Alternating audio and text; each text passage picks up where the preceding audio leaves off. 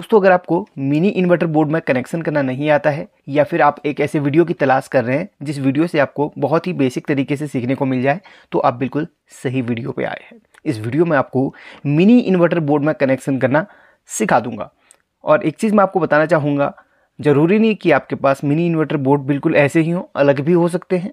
तो उनमें कनेक्शन और इनमें कनेक्शन बिल्कुल सेम ही होता है, कोई अलग नहीं होता है।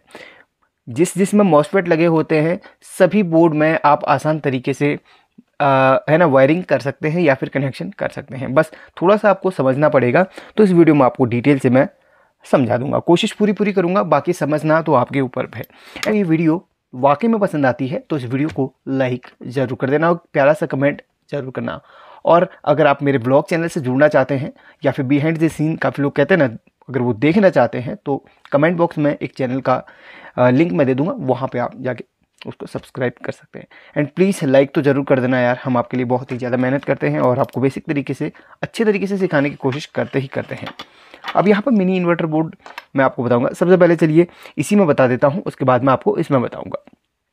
तो यहाँ पर और ये इन्वर्टर जो बोर्ड आते हैं ना, वो 100, 150, 200 रुपये में ही आ जाते हैं, उससे ज़्यादा नहीं आता है। घर पे भी बना सकते हैं आप इन्वर्टर, उसकी एक वीडियो पहले बना के रखी हुई, उसको भी आप देख सकते हैं। अगर आप देखना चाहें तो सिर्फ 2 मॉसफेट की जरूरत पड़ती है, तो इन्वर्टर आप घर पे भी बना सकते हैं। अब यहाँ पर देखिए जो इसमें मॉसफेट लगे हुए रहते हैं वो सभी के सभी आपके N चैनल के होते हैं। तो उसमें Z44 हो सकता है, P55 हो सकता है या फिर N चैनल का कोई भी मॉसफेट हो सकता है। अगर आपको डिटेल से जानना है N चैनल, P चैनल या ये मॉसफेट है क्या, इसके बारे में संपूर्ण जानकारी मैंने कल दे दी है।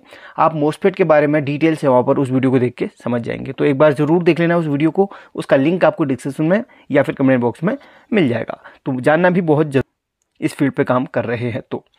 तो यहाँ पर ये मॉसफेट लगा हुआ है, इसका नंबर मैं भी आपको बता दूँ, इसका नंबर है Z44। अगर आप देख रहे हो ये देखिए, वैसे तो पूरा नंबर तो इसका IRF Z44 होता है, बट इसको एक शॉर्टकट में Z44 ही कह दिया जाता है।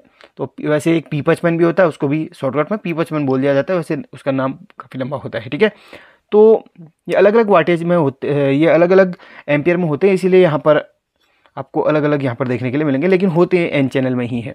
अब यहाँ पर देखिए जो 2 मॉसफेट लगे हुए हैं, इसमें क्या होता है, इसकी जो लास्ट की पिन होती है, जो इसकी लास्ट की यानी कि सोर्स की पिन होती है और उस मॉसफेट की सोर्स की पिन होती है, वो दोनों आपस में कनेक्टेड होती हैं।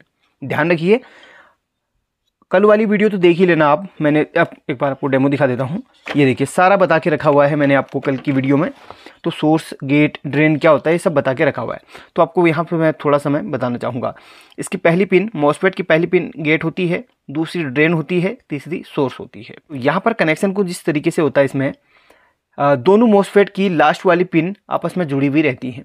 लास्ट वाली पिन यानी कि सोर्स की आपस में जुड़ी हुई रहती हैं। देखिए इसकी लास्ट वाली पिन देखो, ये देखिए इसी प्रिंट के साथ है, और उसकी देखिए उसकी लास्ट वाली पिन भी इसी प्रिंट के साथ जुड़ी हुई है, ठीक है। तो दोनों लास्ट वाली पिन एक ही साथ प्रिंट में जुड़ी हुई रहती है। तो इन दोनों पिनों में हमेशा बैटरी का नेगेटिव सप्लाई आती है, ठीक है। जो 12 वोल्ट की बैटरी आप इस्तेमाल कर रहे हैं उसकी नेगेटिव यहाँ पर जुड़ेगी। इन दोनों पिनों के जहाँ पे जोड़ होगा वहाँ पे आप जोड़ लीजिए, यानी कि इन दोनों पिनों से बैटरी का नेगेटिव कनेक्ट होगा।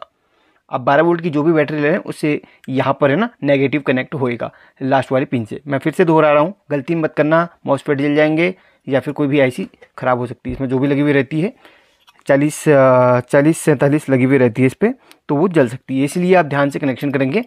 तो दोनों मॉसफेट की लास्ट वाली पिन जो आपस में एक दूसरे के साथ कनेक्टेड हैं उसमें हमारी बैटरी का नेगेटिव जाएगा। तो बैटरी का जो पॉजिटिव जुड़ेगा वो जुड़ेगा 12-0-12 ट्रांसफार्मर के बीच की पिन पे। मैं आपको बता देता हूँ, 12-0-12 का ट्रांसफार्मर इसमें लगा हुआ नहीं है, बट दूसरी किस्त में 12-0-12 का ट्रांसफार्मर लगा हुआ है। ये बड़ी वाली है ना, इसमें सिर्फ हमें बैटरी और बल्ब जोड़ना रहता है, लेकिन इसमें हमें ट्रांसफार्मर अलग से लगाना पड़ता है। तो ट्रांसफार्मर 12-0-12 का ही इस्तेमाल होता है, इतना आप ध्यान रखिएगा। मैं आपको बता देता हूँ, जो 12-0-12 का ट्रांसफार्मर है इस तरीके से, ये देखिए ध्यान दीजिए आप। तो ट्रांसफार्मर का कुछ इस तरीके से स्ट्रक्चर रहेगा। यहाँ से ये जो 2 पॉइंट रहेंगे हमारे, अभी हमारे पास 12 वोल्ट का 12-0-12 का ट्रांसफार्मर नहीं है, इसलिए आपको मैं यहाँ पर डायग्राम के थ्रू समझा रहा हूँ। तो ये आपके 220 वोल्ट वाली वायर होगी, ठीक है। ये आपकी लाइव की मान लीजिए, ये आपकी न्यूट्रल की मान लीजिए, ठीक है। यहाँ से 220 वोल्ट ये मेन एसी की है, और ये यहाँ पर स्टेप डाउन हो गया, यहाँ पर आपको 12 मिलता है, ठीक है। वो एसी में मिलता है, इतना ध्यान रखिए। तो यहाँ पर मैंने आपको बैटरी का नेगेटिव तो बता दिया कि आपने जोड़ना कहाँ है, ठीक है। बैटरी का नेगेटिव आपने हमेशा इन मॉसफेट की लास्ट वाली पिन के साथ जोड़ना है, और जो बैटरी का पॉजिटिव रहेगा वो आपने जोड़ना है यहाँ पर। एक ट्रांसफार्मर आप लेंगे, उसकी 0 वाली पिन से जोड़ेंगे बैटरी का पॉजिटिव। ध्यान रखिए, एक ट्रांसफार्मर लेंगे 12-0-12 का, उसमें हमें बैटरी का पॉजिटिव जोड़ना रहेगा, ठीक है। अब हमारे पास यहाँ पर क्या कौन कौन से ट्रांसफार्मर, कौन कौन सी वो बची वायर बची, एक 12 की बची, दूसरी 12 की बची, बाकी ये दोनों बची। इसमें तो आप बल्ब कनेक्ट कर लेंगे, इसमें तो आप एक बल्ब कनेक्ट कर लेंगे। बल्ब आप एलईडी ले लीजिए या फिर कोई सा भी ले लीजिए। थोड़ा सा इमेज अच्छी बनाने की कोशिश की बट घटिया बन गई, बट कोई बात नहीं, समझा दिया है, आप समझ गए होंगे। तो ट्रांसफार्मर की जो ये आपकी जो एसी साइड की है ना 2 वायर, इसमें आप एक बल्ब कनेक्ट कर लेंगे इस तरीके से, कोई सा भी बल्ब हो सकता है। और यहाँ पर बची आपकी अब कितनी वायर, 2 वायर, एक ये 12 वाली और एक 12 वाली। बस सिंपल सी बात है, यहाँ पर आपने मॉसफेट की बीच वाली पिन से इसको जोड़ लेना है। अब ये जो वायर उठी 12 की और ये 12 की, एक वायर आपकी मॉसफेट की बीच वाली पिन से जुड़ जाएगी, एक वाली दूसरे मॉसफेट की बीच वाली पिन से जुड़ जाएगी। तो समझ गए आप? नहीं समझे? मैं आपको फिर से समझा देता हूँ। आपको समझ में आ गया हो तो स्किप कर लेना। बहुत लोग ऐसे भी होते हैं जिन्हें समझ में नहीं आता, दोबारा समझाना पड़ता है। वीडियो बना रहे हैं तो सिखाने के लिए बना रहे हैं, और सीखने के बाद ही आप लोग है ना अच्छा नॉलेज ले पाएंगे। गलत कनेक्शन करेंगे तो आपका नुकसान हो सकता है, इसीलिए हम बार बार आपको समझाते हैं। तो दोनों मॉसफेट की सबसे लास्ट वाली पिन जो आपस में अटैच रहती हैं, उसमें हमने बैटरी का नेगेटिव डाल देना है, यानी कि मॉसफेट की सोर्स वाली पिन पे हमें बैटरी का नेगेटिव डाल देना है। और जो बैटरी का पॉजिटिव बचा वो हमें एक ट्रांसफार्मर लेना है 12-0-12 का। अगर आपके इसमें ट्रांसफार्मर नहीं लगा हुआ है तो तब लेना है 12-0-12 का, 1 एम्पियर का ले लो। 12-0-12 का या फिर उससे कम भी है वो भी ले सकते हो आप। तो 12-0-12 का जो ट्रांसफार्मर ले रहे हैं, उसके जो आउटसाइड की आपकी 3 पिनें होती है, जिस साइड को 12-0-12 की पिनें होती है, उसकी जो बीच की पिन होती है 0 की, उसमें आपने बैटरी का पॉजिटिव जोड़ लेना है। इस तरीके से जोड़ लेना है बैटरी का पॉजिटिव। तो बैटरी के नेगेटिव यहाँ पे जुड़ गया, पॉजिटिव उधर से जुड़ गया, ठीक है। अब बचे कितने यहाँ पे 12 और 12, और ये दोनों इन जो ट्रांसफार्मर का जो फर्स्ट साइड की जो मतलब जहाँ से एसी इनपुट करते हैं उस साइड को आपका बल्ब लग जाएगा। एक कोई सा भी बल्ब आप लगा लो, 2 वायर पे बल्ब लगा लो। अब बचती हैं 12 और 12 की, एक वायर यहाँ से 12 की उठा लो और किसी एक मॉसफेट के बीच की पिन से अटैच कर लो, और एक 12 की उठा लो किसी एक मॉसफेट, मतलब दोनों में से किसी में। ऐसे नहीं कि आपने इसमें जोड़ना, ऐसा नहीं है, किसी में भी जोड़ सकते हो। ये 12 वोल्ट वाली जो ये वाली वायर है वो इस मॉसफेट के बीच में जोड़ लो, और वो वाली उठा के इस मॉसफेट के बीच में जोड़ लो, ठीक है। तो ये दोनों आपकी दोनों मॉसफेट के बीच में जुड़ जाएंगी, और बाकी जो है ना आपको मैंने डिटेल से समझा दिए, ठीक है। बस यही कनेक्शन होने हैं, आपका बहुत ही आसान तरीके से इन्वर्टर चालू होएगा। अब बात करते हैं इसमें जिसमें हमारा ऑलरेडी ट्रांसफार्मर लगा हुआ है। इसमें तो हमें ट्रांसफार्मर खरीदना पड़ता है, बट इसमें ट्रांसफार्मर लगा हुआ है तो इसके कनेक्शन और भी सरल है। अब यहाँ पर मैं तो इसको प्रैक्टिकली आपको दिखाऊंगा, उसके लिए मेरे पास ट्रांसफार्मर नहीं है, बट आपको कनेक्शन बता दिए हैं। इसमें ट्रांसफार्मर है तो इसका कनेक्शन आपको करके मैं दिखा देता हूँ। देखिए, जैसे मैंने आपको समझाया था बिल्कुल वैसा ही इसमें भी है। कैसे है, यहाँ पर देखिए, अब बैटरी का जो नेगेटिव जाएगा हमारा, ये देखिए, इन दोनों मॉसफेट की हम लास्ट वाली पिन को अगर ट्रैक करें तो एक पॉइंट से जुड़ा हुआ रहेगा जहाँ पे हमारा बैटरी का नेगेटिव लगेगा। देखिए, इसमें है P60 वाला मॉसफेट लगा हुआ है, और इसके सबसे लास्ट वाली पिन ये है, वो जुड़ी है इस वाले, और यहाँ से यहाँ तक के लिए ये जंपर लगा हुआ है यहाँ पर। तो बैटरी का नेगेटिव यहाँ पे जुड़ेगा, तो यहाँ से यहाँ तक हमारा ये देखिए सबसे लास्ट वाली पिन से जुड़ा हुआ है मॉसफेट की, और ये भी सबसे लास्ट वाली पिन से जुड़ा हुआ है मॉसफेट की, यानी कि इसकी लास्ट की 2 पिन आपस में अटैच्ड हैं, और यहाँ पर बैटरी का नेगेटिव लग जाएगा। तो चलिए मैं इसको सोल्डरिंग कर लेता हूँ यहाँ पर बैटरी के नेगेटिव, जहाँ पे मैंने आपको बताया था टर्मिनल पे। तो ये तो हो गया हमारा नेगेटिव का कनेक्शन। अब कहाँ पे पॉजिटिव, हमें कहाँ पर कनेक्शन करना है, तो पॉजिटिव के जो कनेक्शन होने हमारे वो होने हैं 12-0-12 के बीच में, ठीक है। 0 वाले से पॉजिटिव का कनेक्शन होने हैं। तो ये ट्रांसफार्मर है हमारा, जिसमें इस साइड हमारी 3 लेग हैं, 1 2 3, आपको 6 दिख रही होंगी, असल में वो 2 एक ही के साथ पेयर बना के रखे हुए हैं। तो इसके बीच वाले से हमारे बैटरी के पॉजिटिव के कनेक्शन होने हैं। तो इस पिन को हम ट्रैक करेंगे, तो यहाँ पर यहाँ से यहाँ तक एक जंपर लगा के रखा हुआ है। और इसके बाद हमारा यहाँ पर ये यहाँ से यहाँ तक एक डायोड लगा के रखी हुई है। देखिए यहाँ से यहाँ तक यहाँ से यहाँ तक एक डायोड वो रोकने के लिए रखी है इसे।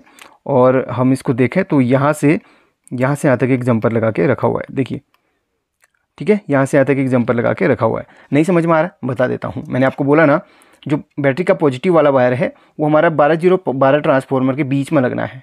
ठीक है, बीच वाला ट्रैक करके दिखाता हूँ आपको। ये बीच वाला है हमारा 12 का 0 वाला। यहाँ पर यहाँ से यहाँ तक एक जंपर लगा के रखा हुआ है सर्किट को पूरा करने के लिए। जस्ट पीछे ये देखिए जंपर लगा के रखा हुआ है एक वायर।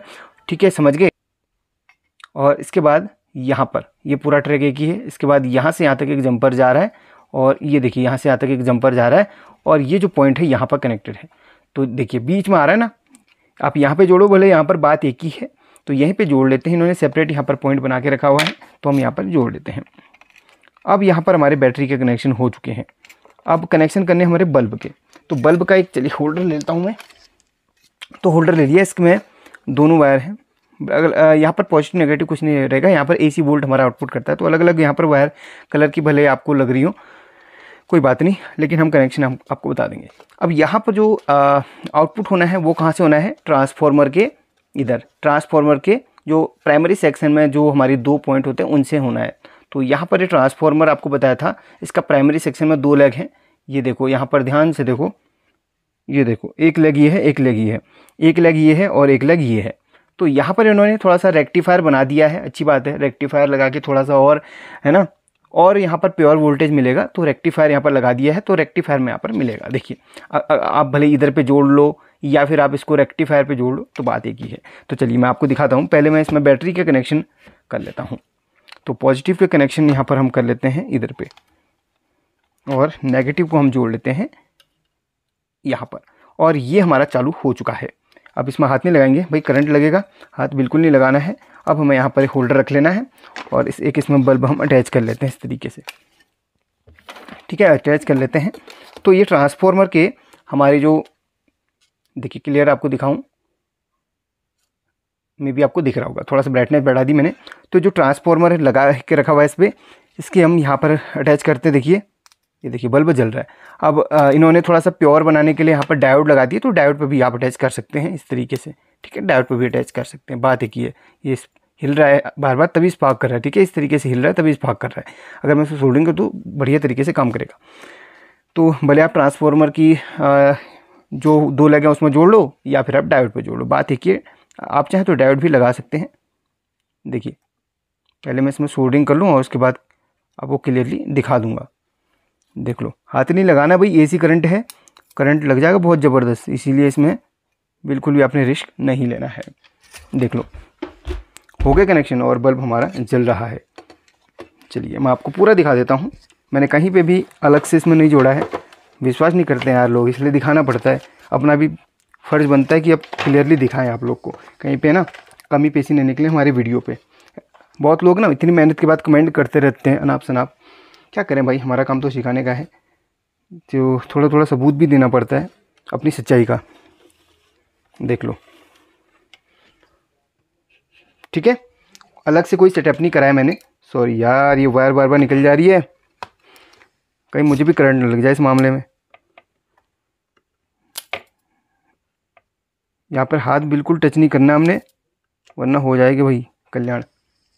दो देख लो अब, ठीक है, आ गया मज़ा। वीडियो को लाइक कर देना यार, इतनी बेहतरीन तरीके से शायद आपको कहीं भी सीखने के लिए नहीं मिलेगा और शायद सीखने के लिए मिल भी नहीं सकता है, क्योंकि हमारी वीडियोस हमेशा यूनिक रहती है, यूनिक नॉलेज देते हैं और यूनिक हम आपके लिए कंटेंट ढूंढते हैं। और अगर आप इन सभी किट को ना लेके 1-2 मोस्फेट की मदद से अगर आप इन्वर्टर बनाना सीखना चाहते हैं तो उसका भी वीडियो दे दिया है, देख लेना भाई। सिर्फ 2 मोस्फेट चाहिए और इस टाइप का कोई ट्रांसफार्मर चाहिए आपको, है ना, छोटा सा इसमें जो लगा हुआ है, उससे आप एक छोटा सा इन्वर्टर बना सकते हैं बहुत ही सस्ते में। देख लेना वीडियो, दे दी है, वीडियो को लाइक करके देख। Thank you so much.